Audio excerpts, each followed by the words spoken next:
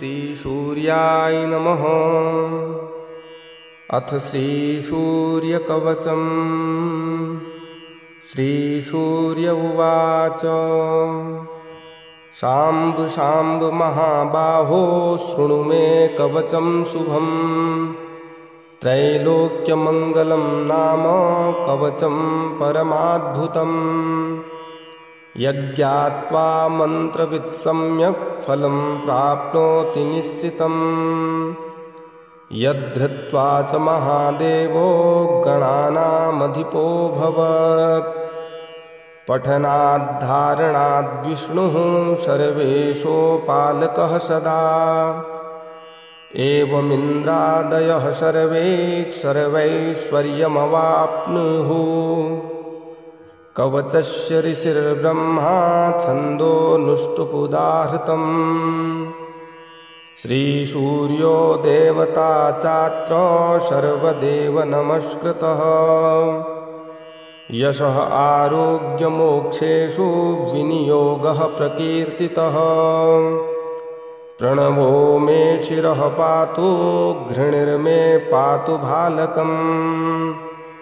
सूर्यो व्यानद्यः द्वन्द्वम् आदित्यः कर्णयुग्मकम्। अष्टाक्षरो महामन्त्रः सर्वाभीष्टफलप्रदः। ह्रीं बीजं मे मुखं पातु हृदयं भुवनेश्वरी। चन्द्रबिम्बं विंशदाद्यं पातु मे गुह्यदेशकम्। अक्षरोऽसौ महामन्त्रः सर्वतन्त्रेषु गोपितः। विंशो वह्नि समायुक्तो वामाक्षी बिन्दुभूषितः। एकाक्षरो महामन्त्रः श्रीसूर्यस्य प्रकीर्तितः। गुह्याद्गुह्यतरो मन्त्रो वाञ्छाचिन्तामणिः स्मृतः। शीर्षादिपादपर्यन्तं सदा पातु मनुत्तमः।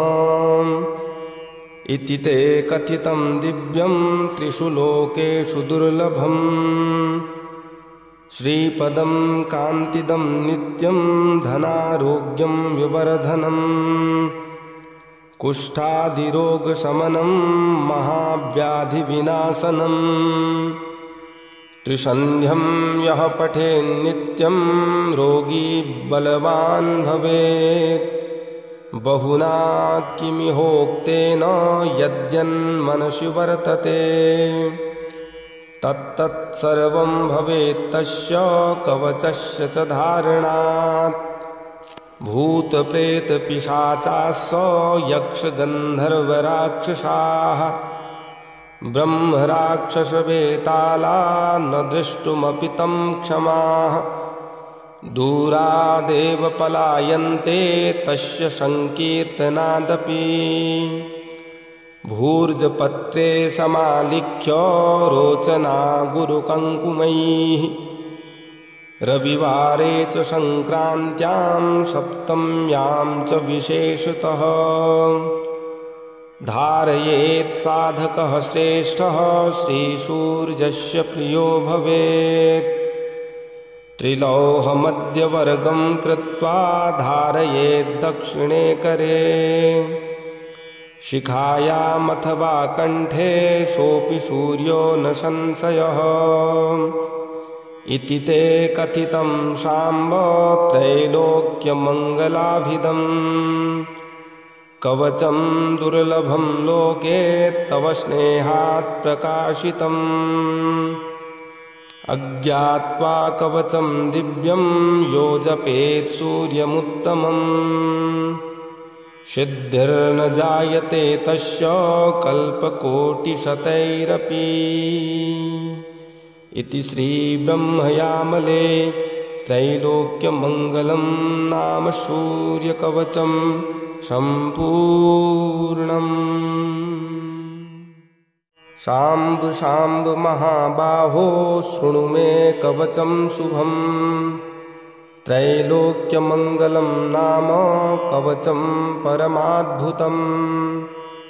यज्ञात्वा मन्त्रवित् सम्यक् फलं प्राप्नोति निश्चितम् यद्धृत्वा च महादेवो गणानामधिपोऽभवत् पठनाद्धारणाद्विष्णुः सर्वेशोपालकः सदा एवमिन्द्रादयः सर्वे सर्वैश्वर्यमवाप्नुः कवचस्य ऋषिर्ब्रह्मा छन्दोनुष्टुपुदाहृतम् श्रीसूर्यो देवता चात्र सर्वदेव नमस्कृतः यशः आरोग्यमोक्षेषु विनियोगः प्रकीर्तितः प्रणवो मे शिरः पातु घृणिर्मे पातु भालकम् सूर्यो व्यानद्यः द्वन्द्वम् आदित्यः कर्णयुग्मकम्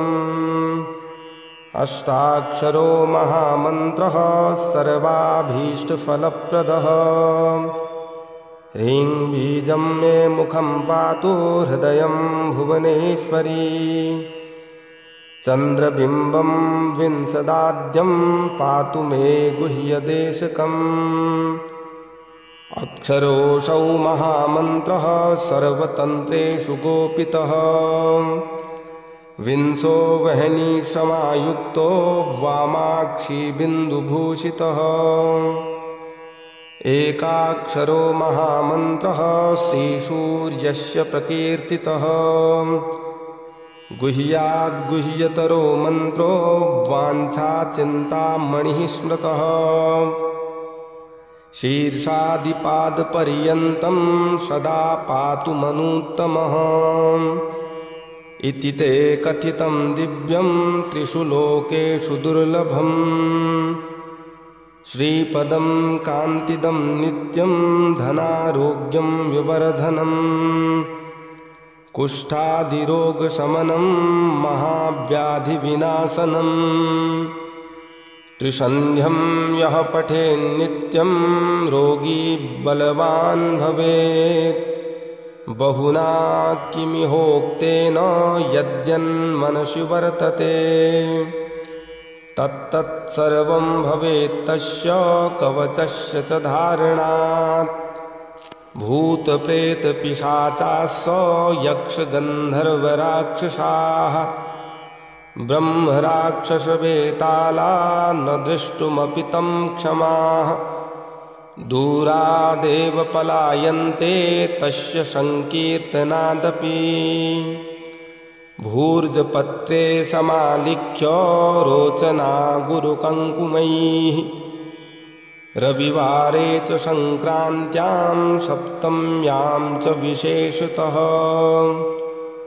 धारयेत् साधकः श्रेष्ठः श्रीसूर्यस्य प्रियो भवेत् त्रिलोहमध्यवर्गं कृत्वा धारयेत् दक्षिणे करे शिखायामथवा कण्ठे सोऽपि सूर्यो न संशयः इति ते कथितं शाम्ब त्रैलोक्यमङ्गलाभिधम् कवचं दुर्लभं लोके तव स्नेहात् प्रकाशितम् अज्ञात्वा कवचं दिव्यं यो जपेत् सूर्यमुत्तमम् सिद्धिर्न जायते तस्य कल्पकोटिशतैरपि इति श्रीब्रह्मयामले त्रैलोक्यमङ्गलं नाम सूर्यकवचं सम्पूर्णम्। शाम्ब शाम्ब महाबाहो शृणु मे कवचं शुभम् त्रैलोक्यमङ्गलं नाम कवचं परमाद्भुतम् यज्ञात्वा मन्त्रवित् सम्यक् फलं प्राप्नोति निश्चितम् यद्धृत्वा च महादेवो गणानामधिपोऽभवत् पठनाद्धारणाद्विष्णुः सर्वेशोपालकः सदा एवमिन्द्रादयः सर्वे सर्वैश्वर्यमवाप्नुः कवचस्य ऋषिर्ब्रह्मा छन्दोनुष्टुपुदाहृतम् श्रीसूर्यो देवता चात्र सर्वदेव नमस्कृतः यशः आरोग्यमोक्षेषु विनियोगः प्रकीर्तितः प्रणवो मे शिरः पातु घृणिर्मे पातु भालकम् सूर्यो व्यानद्यः द्वन्द्वम् आदित्यः कर्णयुग्मकम् अष्टाक्षरो महामन्त्रः सर्वाभीष्टफलप्रदः ह्रीं बीजं मे मुखं पातु हृदयं भुवनेश्वरी चन्द्रबिम्बं विंशदाद्यं पातु मे गुह्यदेशकम् अक्षरोऽसौ महामन्त्रः सर्वतन्त्रेषु गोपितः विंशो वह्नि समायुक्तो वामाक्षी बिन्दुभूषितः एकाक्षरो महामन्त्रः श्रीसूर्यस्य प्रकीर्तितः गुह्याद्गुह्यतरो मन्त्रो वाञ्छाचिन्तामणिः स्मृतः शीर्षादिपादपर्यन्तं सदा पातु मनुत्तमः इति ते कथितं दिव्यं त्रिषु लोकेषु दुर्लभम् श्रीपदं कान्तिदं नित्यं धनारोग्यं विवर्धनम् कुष्ठादिरोगशमनं महाव्याधिविनाशनम् त्रिसन्ध्यं यः पठेन्नित्यं रोगी बलवान् भवेत् बहुना किमिहोक्तेन यद्यन्मनसि वर्तते तत्तत्सर्वं भवेत् तस्य कवचस्य च धारणात् भूतप्रेतपिशाचाश्च यक्षगन्धर्वराक्षसाः ब्रह्मराक्षसवेताला न दृष्टुमपि तं क्षमाः दूरादेव पलायन्ते तस्य संकीर्तनादपि भूर्जपत्रे समालिख्य रोचना गुरुकङ्कुमैः रविवारे च संक्रान्त्यां सप्तम्यां च विशेषतः धारयेत् साधकः श्रेष्ठः श्रीसूर्यस्य प्रियो भवेत् त्रिलोहमध्यवर्गं कृत्वा धारयेत् दक्षिणे करे शिखायामथवा कण्ठे सोऽपि सूर्यो न संशयः इति ते कथितं शाम्ब त्रैलोक्यमङ्गलाभिधम् कवचं दुर्लभं लोके तव स्नेहात् प्रकाशितम् अज्ञात्वा कवचं दिव्यं यो जपेत् सूर्यमुत्तमम् सिद्धिर्न जायते तस्य कल्पकोटिशतैरपि इति श्रीब्रह्मयामले त्रैलोक्यमङ्गलं नाम सूर्यकवचं सम्पूर्णम्। शाम्ब शाम्ब महाबाहो शृणु मे कवचं शुभम् त्रैलोक्यमङ्गलं नाम कवचं परमाद्भुतम् यज्ञात्वा मन्त्रवित् सम्यक् फलं प्राप्नोति निश्चितम् यद्धृत्वा च महादेवो गणानामधिपो भवत् पठनाद्धारणाद्विष्णुः सर्वेशोपालकः सदा एवमिन्द्रादयः सर्वे सर्वैश्वर्यमवाप्नुः कवचस्य ऋषिर्ब्रह्मा छन्दोनुष्टुपुदाहृतम् श्रीसूर्यो देवता चात्र सर्वदेव नमस्कृतः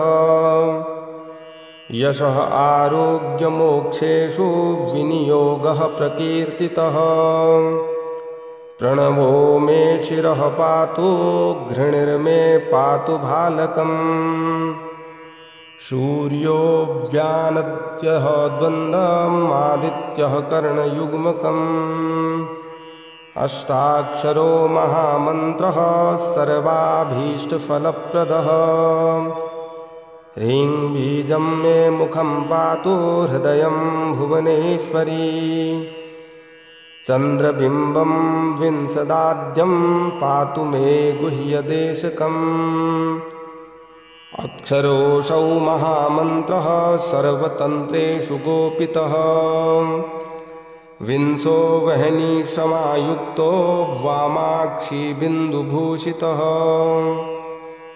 एकाक्षरो महामन्त्रः श्रीसूर्यस्य प्रकीर्तितः गुह्याद्गुह्यतरो मन्त्रो वाञ्छाचिन्तामणिः स्मृतः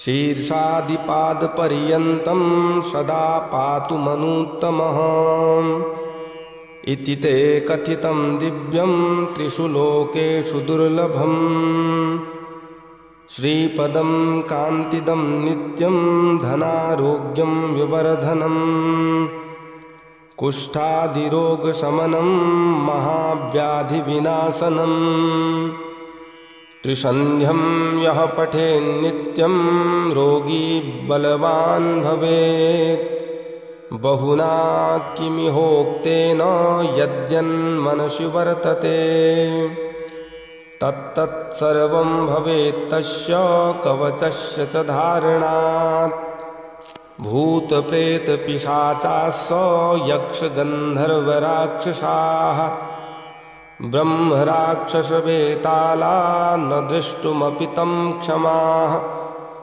दूरादेव पलायन्ते तस्य संकीर्तनादपि भूर्जपत्रे समालिख्य रोचना गुरुकङ्कुमैः रविवारे च संक्रान्त्यां सप्तम्यां च विशेषतः धारयेत् साधकः श्रेष्ठः श्रीसूर्यस्य प्रियो भवेत् त्रिलोहमध्यवर्गं कृत्वा धारयेत् दक्षिणे करे शिखायामथवा कण्ठे सोऽपि सूर्यो न संशयः इति ते कथितं शाम्ब त्रैलोक्यमङ्गलाभिदम् कवचं दुर्लभं लोके तव स्नेहात् प्रकाशितम्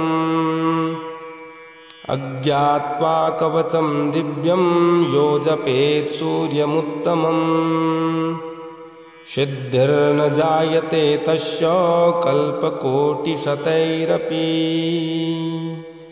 इति श्रीब्रह्मयामले त्रैलोक्यमङ्गलं नाम सूर्यकवचं सम्पूर्णम्।